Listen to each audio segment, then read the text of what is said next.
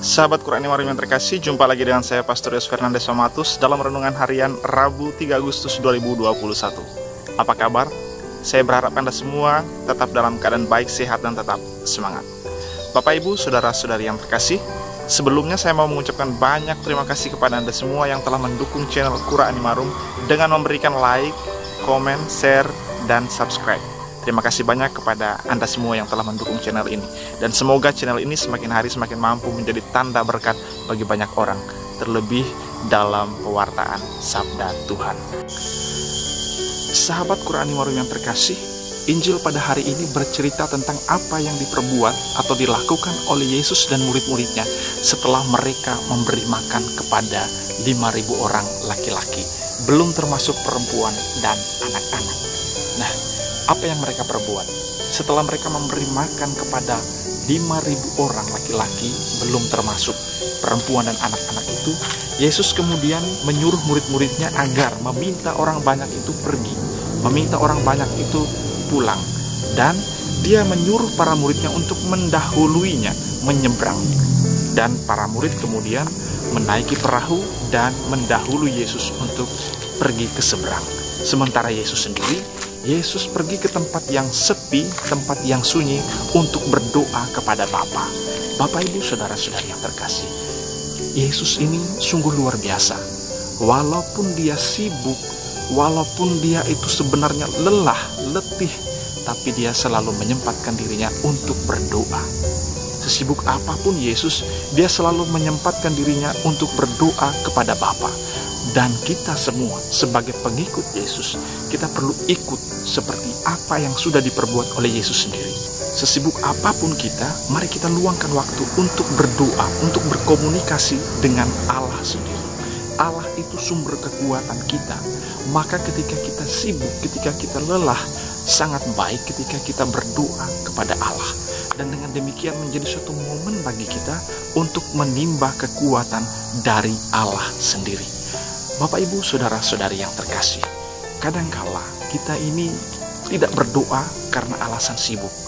Yesus sesibuk apapun selalu menyempatkan dirinya untuk berdoa. Tapi kita, ketika kita sibuk, kita tidak akan berdoa. Kesibukan menjadi alasan bagi kita untuk tidak berdoa, untuk tidak pergi ke gereja pada hari Minggu. Banyak kan dari kita yang kemudian, aduh, maaf pastor, saya tidak ke gereja karena tadi sibuk. Nah, itulah yang perlu kita refleksikan bersama. Yesus hari ini, sesibuk apapun dia selalu menyempatkan waktu untuk berdoa. Mari kita pun juga meneladan apa yang sudah diperbuat oleh Yesus soal berdoa. Dan kemudian hal lain yang juga perlu kita pelajari, yang perlu kita cermati adalah peristiwa yang dialami oleh para murid-murid Yesus.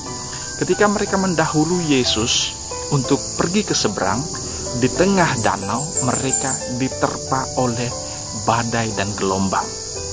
Dalam keadaan yang mencekam, mereka menjadi begitu takut dan khawatir. Mereka pasti berpikir bahwa matilah kita saat ini. Nah, dalam situasi yang mencekam itu, Yesus hadir. Yesus datang. Tapi para murid tidak mengenali kehadiran Yesus. Para murid tidak mengenali bahwa Yesus datang mendekat kepada mereka. Bahkan mereka mengira Yesus itu adalah hantu. Bapak, Ibu, Saudara-saudari yang terkasih, dalam kehidupan kita, ketika kita mengalami berbagai badai dan gelombang kehidupan, kita menjadi khawatir, kita menjadi takut, sehingga ketakutan kita, kekhawatiran kita membuat kita tidak mengenal kehadiran Allah, kehadiran Tuhan di dalam hidup kita. Kita tidak sadar bahwa Tuhan sedang datang dan mendekat kepada kita. Kita terlalu fokus dengan ketakutan dan kekhawatiran kita, seperti para murid. Mereka tidak fokus lagi kepada Tuhan yang datang. Fokus mereka hanya kepada angin, gelombang, dan badai yang menghantam mereka. Mereka menjadi takut, sehingga mereka tidak bisa mengenali kehadiran dan kedatangan Tuhan. Bapak, Ibu, Saudara-saudari yang terkasih, dalam peristiwa itu kita perlu belajar untuk percaya kepada Tuhan. Percaya bahwa Tuhan tidak pernah meninggalkan kita. Tuhan senantiasa datang dan hadir untuk menyelamatkan kita. Lebih-lebih ketika kita mengalami kesulitan, ketika kita mengalami peristiwa-peristiwa yang berat di dalam hidup.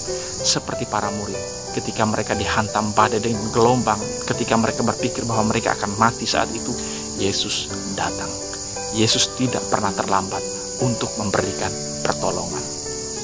Bapak, Ibu, saudara-saudari yang terkasih, semoga semakin hari kita semakin sadar bahwa Tuhan kita adalah Tuhan yang senantiasa mau hadir, mau datang dekat, dan mau menyelamatkan kita. Tangannya tidak pernah terlambat untuk menolong kita. Sahabat Quran Marum yang terkasih, Yesus sendiri, ketika Yesus datang, mendekati para murid, dia menghardik badai dan gelombang, dan badai dan gelombang menjadi reda. Artinya apa? Gelombang dan badai, sehebat apapun itu, sedahsyat apapun itu, tetaplah kuasa Tuhan jauh melebihi semuanya itu. Maka jangan takut ketika kita mengalami berbagai badai dan gelombang kehidupan yang menerpa kehidupan kita. Jangan takut, karena kita punya Tuhan yang berkuasa, dan kuasanya itu melebihi, melampaui segala persoalan dan rintangan dan cobaan yang ada di dalam hidup kita. Jangan takut, sebab Tuhan senantiasa menyertai kita. Tuhan senantiasa mendampingi kita.